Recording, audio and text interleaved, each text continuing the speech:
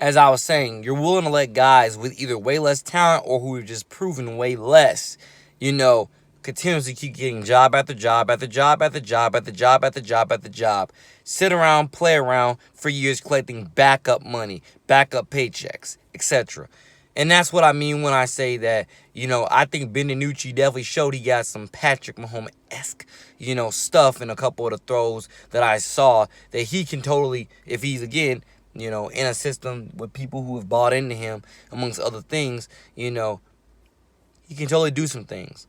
But you have to give him time, time, challenges, make changes, around him, and put him in a winning position, etc. If you were to personally ask me, let alone guys like Cole McDonald, who was definitely most famously these days um, cut from the Tennessee Titans roster. You see what happened to him. He's now in the spring league, and ladies and gentlemen, I mean it when I've told you this a million times. And if I haven't told you this a million times, I'm gonna start telling you this a million times. Ladies and gentlemen, the evidence is not there. The evidence is there. The NFL is, dare I say, a stuck-up league that's not developing its players properly, and wonder why they don't pan out the way they're supposed to. Particularly at the quarterback position, they're not developing these guys. They expect these guys, all these guys, to be ready-made products right out the gate, and they don't give them time to learn, grow, and develop, especially at the quarterback position. And I mean it when I say the Jaguars are a perfect definition of a team that I can name at least a couple free agents that that didn't work out on other teams, but the Jaguars should have taken a chance on, within this year. Again, guys like Shane Ray, look him up. Guy like Snacks Harrison, look him up. A guy like Michael Sam, look him up. Guys that they should have, could have. Clayton Dix, who I think got cut from Dallas this past season. Look him up. That's my point. Guys that are out there that you totally could have, should have signed by now, that would have given your team a competitive edge, that probably have to sign for the league minimum, because who else is going to, try to get them, let alone Jadeveon Clowney. He was out there for the longest time. I think Earl Thomas is still a free agent. Look him up. Guys like that the Jaguars could have, should have signed, by now, that would have given their defense that extra next step. I would rather you sign guys like that who have actually played in the league and are actually coordinated, enough with the schemes to actually, to actually sack quarterbacks and, and put blankets around receivers on certain routes. You get my point. I'd rather you test most of those guys and then sprinkle a couple rookies in here, a couple guys that are trying to find their way, rather than build your entire defense, because you're not that team yet where you can win with an entire defense that is uncoordinated, undisciplined, and are just trying to make their way into the league. That's what the problem is with the Jaguars this season. That's where they made their colossal failure, their colossal mistakes, is doing that right there, by thinking that they could win with a bunch of young guys who are just trying to make a splash in the league, versus guys who have played in the league, and can actually, again, most of those guys that I just named, and then sprinkle a few other young guys in there. That's what I mean about the Jaguars they could have had a better defense, and now we're left to blame it on Todd Wash instead, let alone I'm blaming it all on Doug Marrone, because the evidence could not be more there, that's what I mean when I'm trying to explain to people. The Jaguars are one of those teams that have those opportunities, but they to get guys that have played in the league and could actually coordinate the young guys, versus just leaving the young guys completely out there to coordinate themselves, and wonder why you're not winning anything. Wonder why your defense is trash. Wonder why your defense gives up so many points and plays. And I've been in Mississippi, helping my grandparents out for the last 3-4 months, so I haven't really been watching any, full games of Jaguar football, except for those two games, Tennessee and Miami. So I've been here, I've been here, in Mississippi for the last 3-4 months.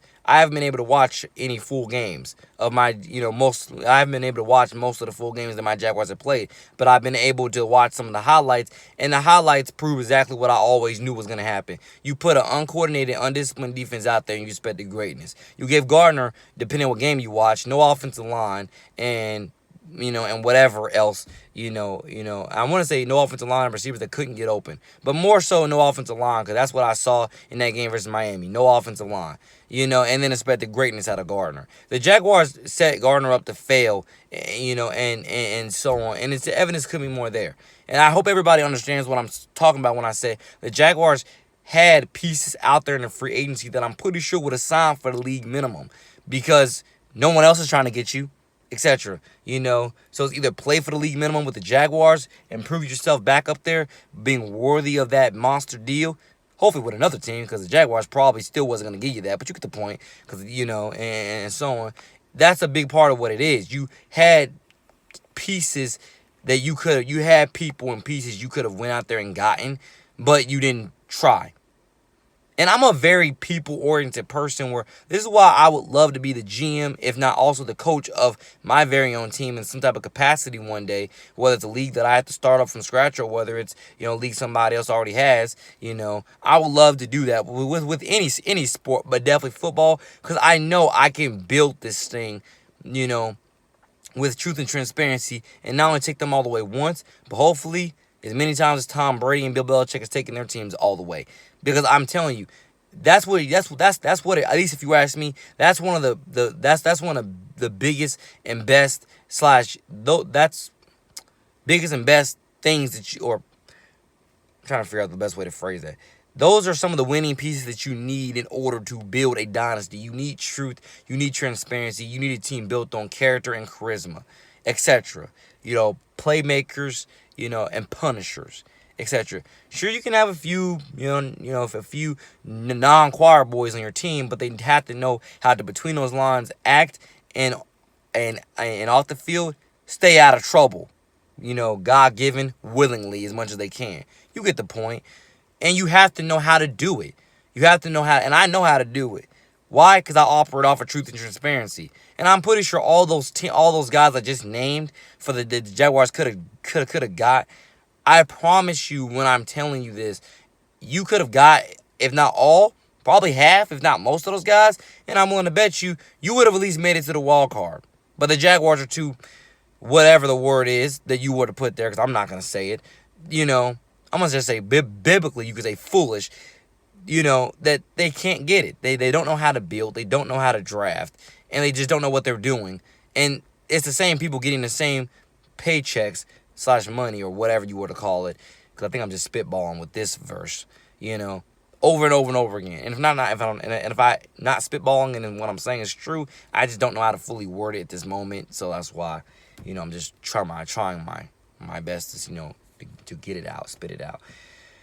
But that's a big part of what it is, ladies and gentlemen. The Jaguars have been one of the league's most disappointing teams. They gave Garner nothing to work with, and they expected greatness, And I'm not joking. That's one of the top reasons why I can't stand the Jaguars more than anybody, because not only are they my hometown team, but I literally, especially if you follow me on Twitter at NJ2TheCity, I literally keep, every time a key free agent, a key free agent hits the market, I literally tell the Jaguars, sign this person, sign that person. But they don't do it. Of course, I know they're probably not going to reply to me, not going to respond to me, not even going to look at my tweets, depending on who runs the Jaguars Twitter. But I try what I can to let them know on Twitter, hey, this guy came free, you might want to sign him, etc. Guys like LaShawn McCoy, you could have signed him. Guys like, what's the other guy? Des Bryant, you could have signed him. Guys, did I say A.B. Antonio Brown? You could have signed him. There's so many guys the Jaguars could have signed by now, if not even traded for. They never did, and you wonder why they don't win, etc. And you wonder why the Jaguars don't win, because they don't take advantage of opportunities when it's very much in front of their face. And that's what I mean when I say the NFL is a very biased, double-standard, two-faced, self-righteous league filled with self-righteous teams, if not self-righteous people running those teams, depending which one's a more correct statement, because the opportunities are there and they're evident that pick this guy up. It's like what they say, he obviously might not have worked in that guy's system, but maybe he'll work in our system. Why didn't you do it? And that's also obviously because these teams, if not most of them, they want people that they can control. It's very evident. But I'm telling you, and let alone a guy like Cole McDonald, I definitely think the Jaguars, Should have picked him up. I mean, God bless Jake Luton, but I actually knew who Cole McDonald was. I can't believe you got a guy that I hadn't even heard of in Jake Luton. Out of every quarterback I scouted in this class, you picked a guy that I hadn't even heard of? Are you kidding me, Jaguars?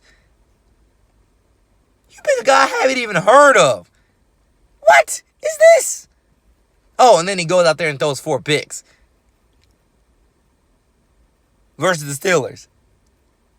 No wonder why when Baker Mayfield played those Steelers and they got destroyed, he said, wow, 4-2 never felt so much like 0-6. No wonder why he said that. Because it's like, dang, we got exposed. If not, maybe the team that we would have probably have needed to beat to actually show we were playoff ready, we got destroyed. We got walloped, etc. You get the point. We got beaten up. No wonder why Baker said that. Because it's like saying, wow, the teams that we beat, those were just cupcakes compared to the powerhouses that we need to beat in order to make some noise in the playoffs. You get the point? I definitely think the Jaguars are one of those teams, at least, again, I just told myself this within the last, 30 minutes. There's nothing wrong with the Jaguars' ownership. There's nothing wrong with the Jaguars' ownership. The Khan family has been world-class and phenomenal, not just for the Jaguars, but for the city of Jacksonville. They've been phenomenal.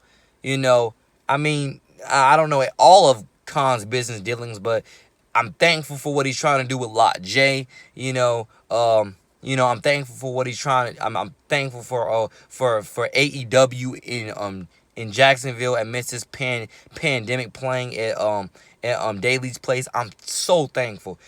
And to top that all off, Khan, I don't know why I keep saying COD.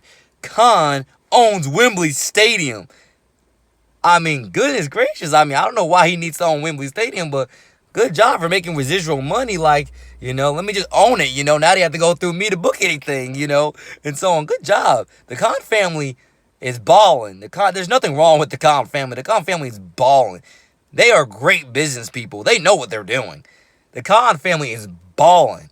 Great job. 3 things I just named. Lot J, AEW wrestling with being at Daly's place, and Wembley Stadium.